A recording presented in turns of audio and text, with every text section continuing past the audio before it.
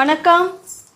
நம்ம சேனலை இப்போ தான் நீங்கள் ஃபர்ஸ்ட் டைமாக பார்க்குறீங்க அப்படின்னா சேனலை சப்ஸ்கிரைப் பண்ணிக்கோங்க, பெல் பட்டனை ப்ரெஸ் பண்ணி வச்சுக்கோங்க. நம்ம இன்றைக்கி பார்க்க போகிறது ஹாவ் ஹேஸ். இது ஒரு பொருளை நான் வச்சுருக்கேன் அப்படின்னு சொல்கிறதுக்கும் இதை பயன்படுத்தலாம். இல்லை என்கிட்ட ஒன்று இருக்குது வச்சுருக்கேன், என்கிட்ட ஒரு பேனா இருக்குது அப்படின்னு சொல்லலாம். இல்லை நான் ஒரு பேனா வச்சுருக்கேன் அப்படின்னு கூட சொல்லலாம்ல, ரெண்டும் சேம் மீனிங் தானே.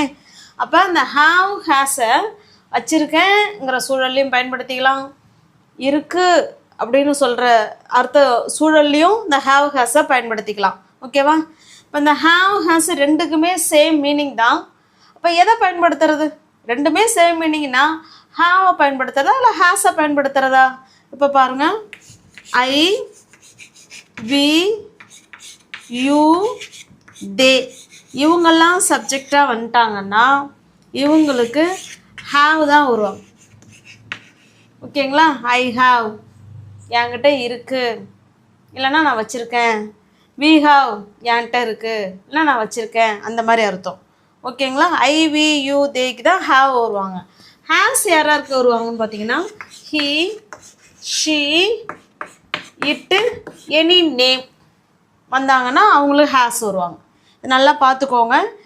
இதை வச்சு தான் இன்றைக்கி நம்மளோட லெசனே இருக்க போகுது. ஓகேங்களா?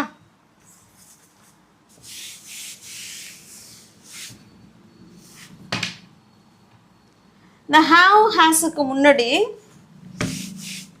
ஹாவோ அல்லது ஹேஸோ சப்ஜெக்டை பொறுத்து நமக்கு ஹாவ் வருமா ஹேஸ் வருமா அப்படின்னு முடிவு பண்ண போகிறோம். அதுக்கு முன்னாடி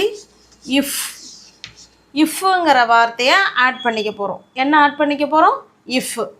அதுக்கப்புறம் எனி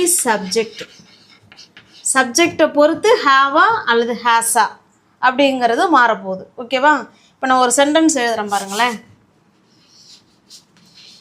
உனக்கு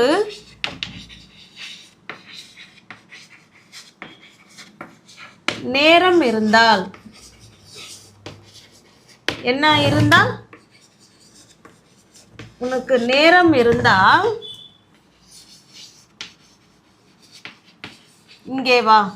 உனக்கு நேரம் இருந்துச்சுன்னா இங்கே வா அப்படின்னு சொல்லுவோம் இல்லைங்களா? இதை எப்படி சொல்லலான்னு பாருங்களேன். உனக்கு நேரம் இருந்தால் இங்கே வா அப்படின்னு சொல்கிறோம். இப்போ பாருங்கள், ஃபஸ்ட்டு இருந்தால் அதுதான் இஃப். இப்போ உனக்கு நேரம் இருந்தால் அப்படிங்கிறத எப்படி சொல்லலான்னா ஃபஸ்ட்டு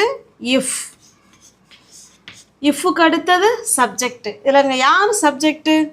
உனக்குன்னா யார்? அவங்கள தானே சொல்கிறோம். அப்போ யூ தானே. அப்போ இஃப் யூ. ஓகேவா? சப்ஜெக்ட் போட்டோம். சப்ஜெக்டுக்கு ஏற்ற மாதிரி இங்கே ஹாவ் வருமா ஹேஸ் வருமா அதை தான் பார்க்கணும். அப்போ have. If you have time, நேரம். If you have time. If you have டைம்னா என்ன?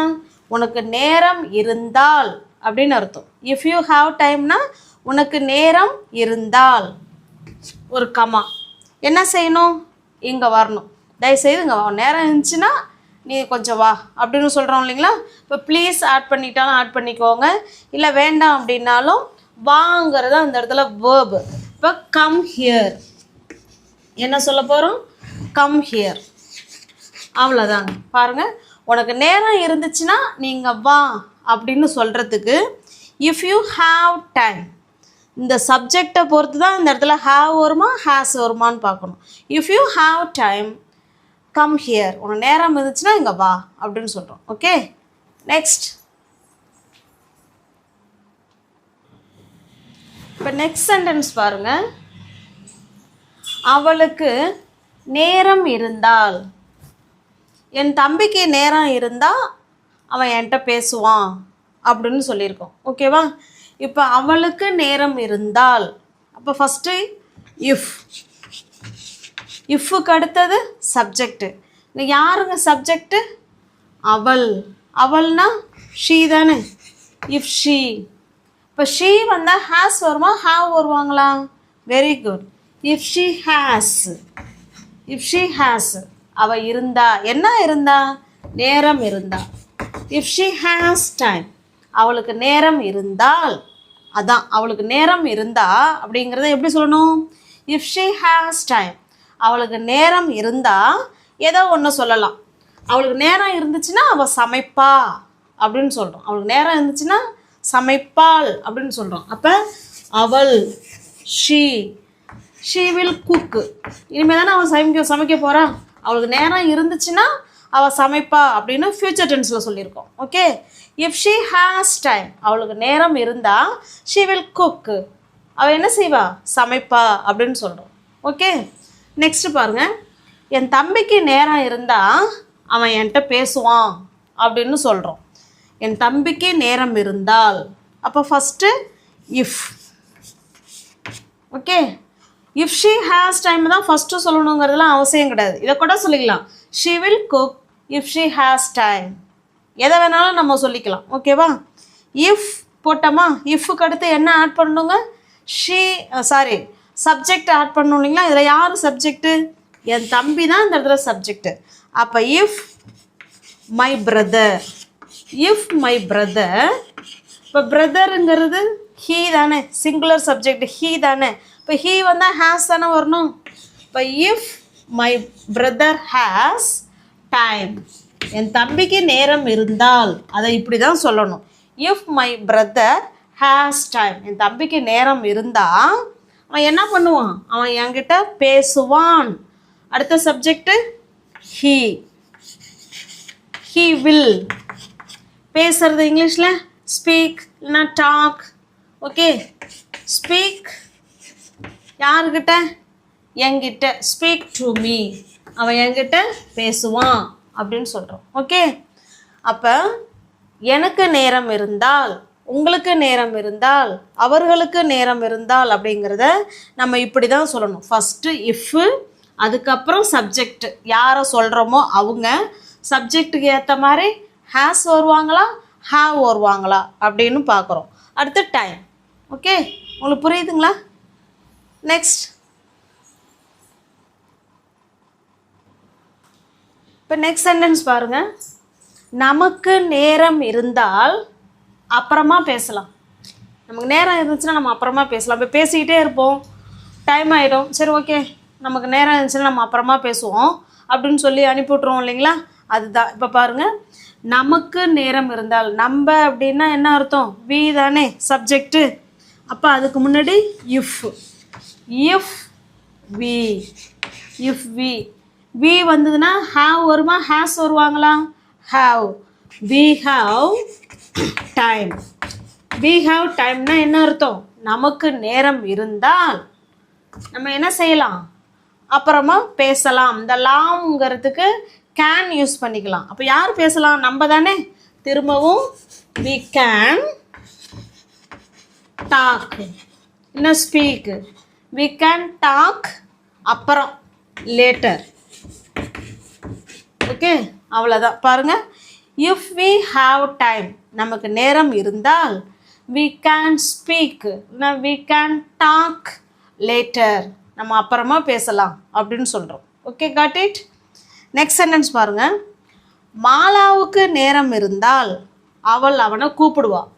அவளுக்கு நேரம் இருந்துச்சுன்னா அவள் கூப்பிடுவா, கால் பண்ணுவா அப்படின்னு சொல்கிறோம். இப்போ மாலாவுக்கு நேரம் இருந்தால் அப்படின்னு சொல்லணும். எப்படி சொல்லலாம், இஃப் மாலா, கேபிட்டல் லெட்டர் போடணும், நேம் வந்திருக்கு. இஃப் மாலாங்கிறது ஷீ தானே, அப்போ ஹேஸ். இஃப் மாலா ஹேஸ்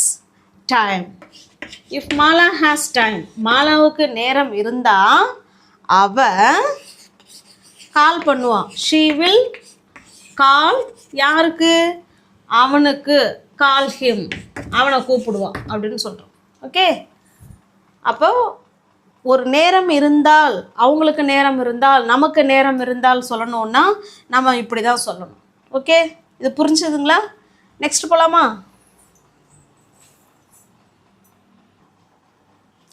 இப்போ நெக்ஸ்ட் சென்டென்ஸ் பாருங்கள்.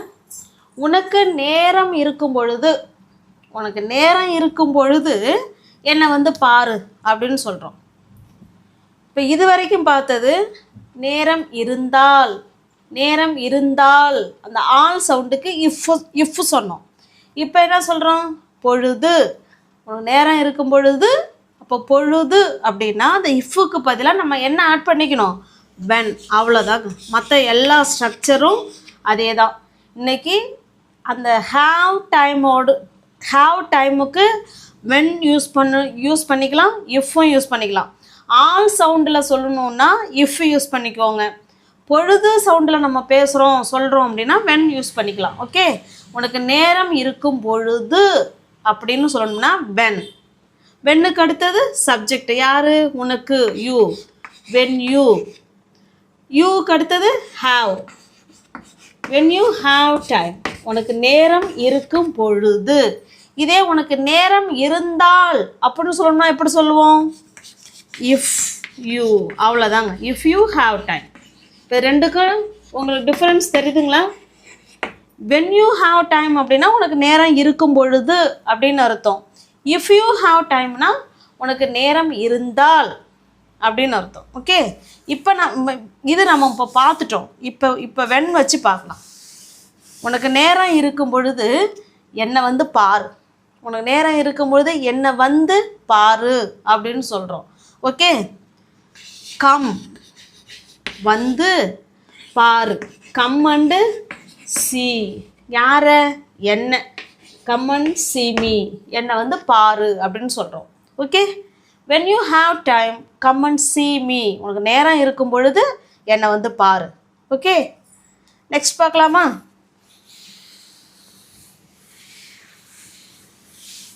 உனக்கு நேரம் இருக்கும் பொழுது இதை படி, இதை என்ன பண்ணு, படி அப்படின்னு சொல்கிறோம். இப்போ ஒரு புக்கை கொண்டு போய் நம்ம ஃப்ரெண்டுக்கிட்ட கொடுத்து உனக்கு நேரம் இருக்கும் பொழுது இதை படி இப்படியும் சொல்லலாம். இல்லை உனக்கு நேரம் இருந்தால் இதை படி, எப்படி வேணாலும் சொல்லலாம் இல்லைங்களா? ரெண்டுமே கரெக்டு தானே? அப்படி சொன்னீங்கன்னா இஃப் வச்சு சொல்லுங்கள், இல்லை வென் வச்சு வேணாலும் சொல்லிக்கலாம். ஓகே, இப்போ உனக்கு நேரம் இருக்கும் பொழுது இதை படி அப்படின்னு சொல்கிறோம். அப்போ வென் யூ ஹாவ் டைம், உனக்கு நேரம் இருக்கும் பொழுது எதை படின்னு சொல்கிறோம், எதையோ ஒன்று படின்னு சொல்கிறோம். அப்படி தானே? When you have time read this, இதை படி அப்படின்னு சொல்கிறோம். Okay, when you have time read this, உனக்கு நேரம் இருக்கும் பொழுது இதை படி. இல்லை if you have time read this, உனக்கு டைம் இருந்தால் இதை படி. Okay, next.